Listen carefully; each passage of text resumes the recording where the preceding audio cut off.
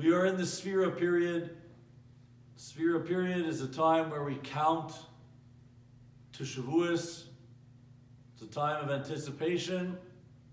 But as everyone knows, it's also a time of sadness. It's a time of mourning. We mourn the loss of 12,000 pairs of students of Rabbi Akiva. 24,000 Talmidim of the great scholar Rabbi Akiva. And why did they die during this period? We commemorate the loss forever. The Talmud tells us famously, "Shelo noagu kavod zeh b'zeh," because they didn't show the proper respect and honor for one another. And I've often wondered if Rabbi Akiva, the great scholar Rabbi Akiva, saw that his students weren't behaving properly, they weren't treating people properly, why didn't he say something? Why didn't he do something about it? How could he just let this go on until thousands upon thousands of students died? In our Kriyas HaTorah this week, Parshat Shemini, we read of the deaths of Nadav and Avihu. Nadav and Avihu, Moshe ultimately recognizes, were greater than he and Aaron. B'krovaya Kadesh, amongst those who I'm closest to, those who I will be, through them I will be sanctified. Moshe ultimately understands that Nadav and Avihu were greater than both him and Aaron. Remarkable. The Moshe Rabbeinu who received the Torah. And after Nadav and Avihu die, it's not over. It was a tragedy, yes, a terrible tragedy. On the day that the Mishkan was consecrated, Chanukas HaMishkan, supposed to be such a happy, celebratory day. First time the Jewish people as a nation would have a house of Hashem to come to daven in. Nadav and Avihu bring Eish Zara, a strange fire, Asher Lo Tziva, that Hashem did not command them to bring, and they are consumed. What exactly they did wrong, subject to discussion for a different time. Bottom line is, they brought a fire they weren't supposed to, and they died. And Aaron is bereft of his two sons, but he has two other sons, Elazar and Isamar. And they bring offerings that have to be brought at the time of the Chanukas HaMishkan. But in addition to the special karbanos, the offerings that were dedicated for that day, that were l'sha'a, they also brought a karban for Rosh Chodesh that was l'doros, for all generations. That obligation stood. Why is this significant? Because we find something that seems startling. Aaron's two sons, Elazar and Isamar, they burn the karban. They are in a state of aninus, an onain, someone who loses a relative for whom one has to observe Shiva, and Elazar and Isamar were required to observe Shiva for the loss of their brothers, is not allowed to fulfill a positive commandment. However, Moshe is very upset because he feels that in this circumstance they were obligated to eat the karban. And why did they burn it? And the Torah describes how Moshe cuts off. Moshe got angry. And it's a source of wonderment. Can it really be? Nebuch, poor Elazar and Isamar, and for that matter their father Aaron, are mourning the loss of Nadav and Avihu. Such a tragic situation. These two great holy men who were destined to be the leaders of the Jewish people, snuffed out in the prime of their age. And even if they made a mistake, should Moshe get angry at them? So some commentators like to explain that it shows the greatness of Elazar and Isamar, and for that matter Aaron, that Moshe could get angry at them even at a time like this, and they could take it. They were on a high enough level that they wouldn't be offended. But something else I think is going on over here.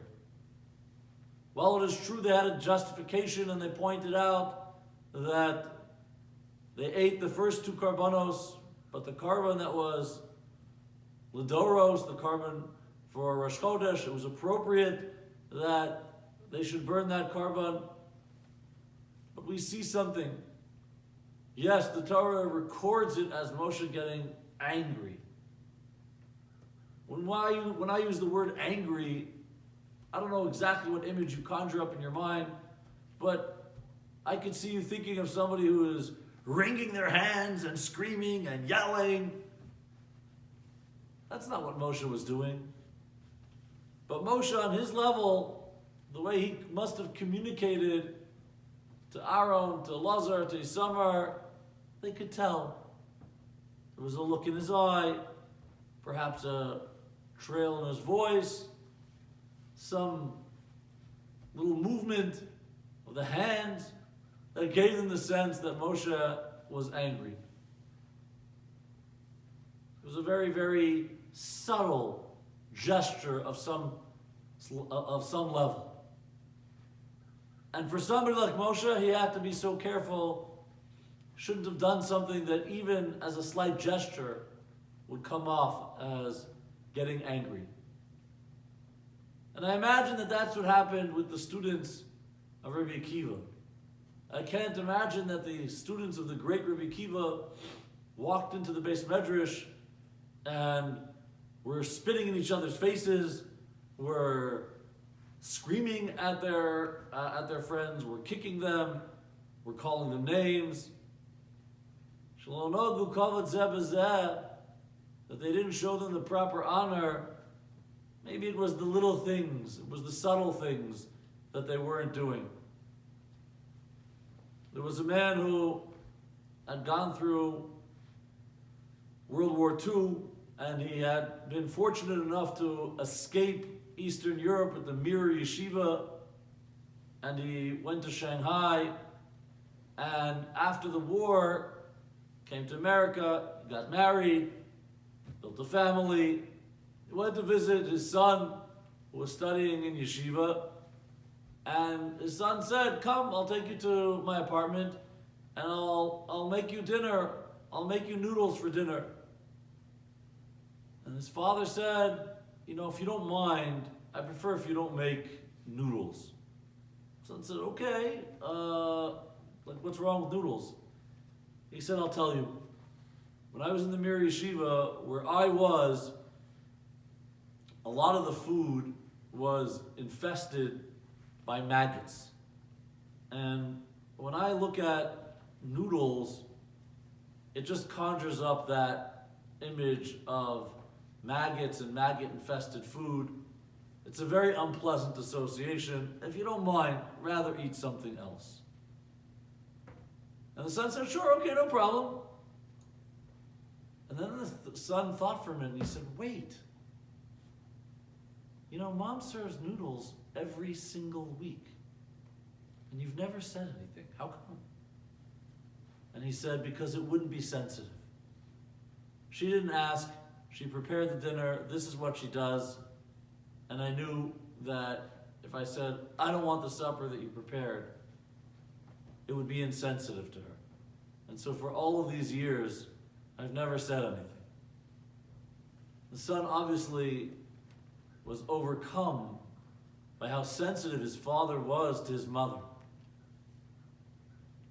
As a result of COVID-19, we've all been spending a lot of time indoors. We've all been spending a lot of time socially distancing from everybody else, and it's important that people still maintain the standards. I encourage you, please maintain the standards of social distancing. It's crucial for your health and the health of everyone in our community. But amongst our own families, we're not distancing.